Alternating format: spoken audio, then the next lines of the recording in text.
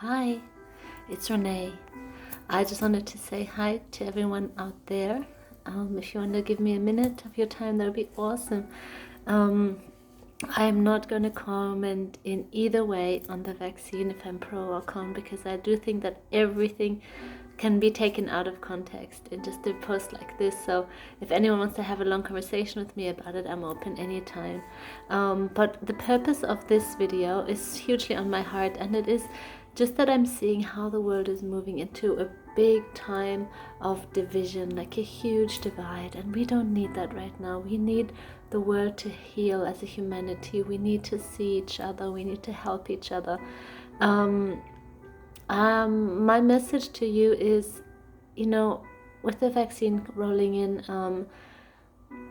it needs to be a personal decision. A lot of people will feel pressured into taking the vaccine because it's like jab or jab, which I think is really sad, because I think all medical decisions of what we put in our bodies should always be our personal decision. And I implore everyone to make an informed decision. So it's kind of hard to know where to listen to. There are so many good videos out there in either department, pro or con. So it's quite hard to maneuver your way through. But I also encourage people to use their inner compass. What feels right to you? And if taking the vaccine doesn't feel right to you, maybe it's just now, not in the whole future, but maybe it's just now. But I encourage you, we can't put pressure on other people for their actions.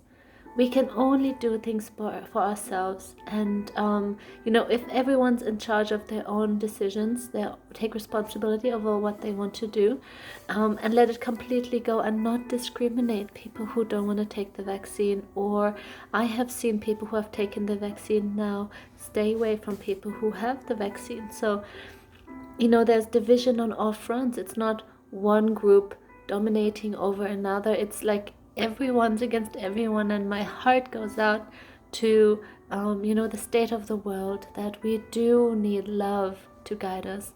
We do need an open mind to guide us. We do need intuition, so to listen in our hearts, ask God, what are you trying to do here? How are you going to use me? Where do I stand? Do I stand there on confidence, or do I need a little bit more information before I stand on something confident? But yeah, I encourage you that let there be no bullying. Let there be no taking the jab out of fear, or worries to be excluded or judged, or I think it is a time where everyone needs to listen to their own peace, center of peace, sense of what's right. And some people are not educated, and they don't want to be, and it's hard to tell, you convince someone to needing to be educated. But we are more powerful when we know what's going on. And it's there are rabbit holes of sorry, So when the party's over, I'm not gonna interpret this one. my song was ended. That it is possible to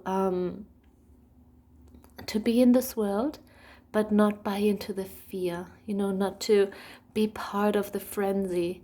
And I am dreaming of a world for my daughter to grow up in, where kindness is the biggest virtue, and understanding and nobility, and forgiveness. And we can't meet in person at the moment in Sydney, so the government is telling us what to do, which is it is the way it is at the moment. We can make the most of it. We can reach out to each other as much as we can, but I'm sure this will stop. And I then think we need to repair a lot of things that have stalled or halted, or haven't come to fruition in the way that it's meant to be, relationships being rich. I'm dreaming of a world where our kids play together on the streets, and we have guests, and we can sit at long tables and enjoy meals. But until that, I'm not gonna let my heart, say you can be at my table and you can't, or I'm not gonna go there because people have made that choice over there. So I hope it's coming across what I'm trying to say. I just have so much pent up love in my heart that needs to go somewhere. And we can do this for a long time. We can do Zoom meetings for a long time. We are adaptable as a humanity, but what I'm seeing is a bit of a sense of me against you, vaccine versus non-vaccine. And I'm just thinking, it doesn't matter where I stand, it doesn't matter where you stand, but I just pray that we seek, the things that God has placed in our hearts first, the love, the community, the family. Like, we are all drawn to friendship, we're all drawn to family, we all want to belong. And I feel that there's a wind sweeping through the world that if we buy into it, we will get completely caught up in and be like, yeah, that's right, separate. So I'm thinking, can we resist, this wind of cold, separation, isolation, and division? Can we resist that and say, okay, I have to be wise, I have to follow government guidelines, but I have the power to read up on everything that I want to know about this, and I have the power over my own decisions to stay kind, to stay loving, to go out of my way to help people, and to dream for a better future, and that a future in peace does not have to look one certain way. There are more options. There's not vaccine or not vaccine. There are other options. I won't go into it right now, but I wanted to get this pressure off my heart that, hang on, people need to stay kind. People need to let their heart speak. Let us be guided again by our design. We were designed for community. So while we're not allowed to read in person, just reach out to somebody. Express your love for someone. Express your gratitude to someone. It's so nice to get an unexpected phone call from someone and say, hey, you are on my mind. That means a lot to someone. That can lift them out of a really bad day. So these are my thoughts. And thank you for listening. And let me know if you ever need anything, if you ever need a talk. I'm just a phone call away. Blessings. Bye.